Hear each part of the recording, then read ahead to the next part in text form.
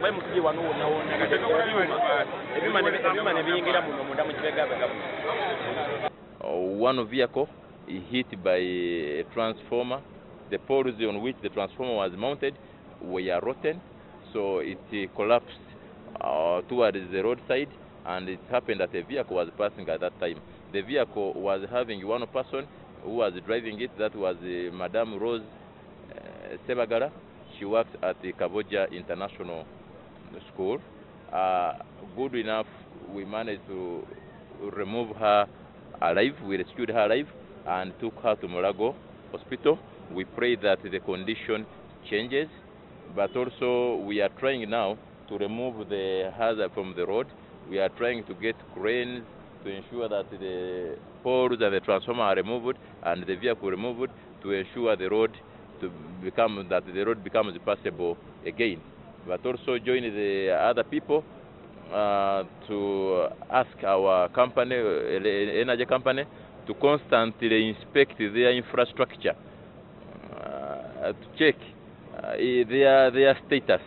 Otherwise, this could have not been reached if they were checking on the status of the infrastructure, how our poles in the city, because in the villages or in the occupied areas of settlement, people can look at a pole and make a cry. Our pole is rotten, then women has always come and replaced them. But for these public poles here, it is difficult for one driving in his car to come and stand and then observe the pole to make a call. The pole around the Winton is rotten. It is quite difficult.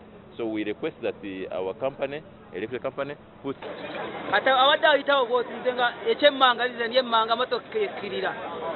Transformer ne gwalumu ne gwere motoka no mukazi nga mwali era waro musajja atuyambye naleta plane ne struggle transform mukazi bamwe ne bamutenga ali bubinyonyonyo nenge msija masanya javunda dda era jibade mivundu no gogira ba yawo yengo mukazi agenze nga ali bubinyonyonyo.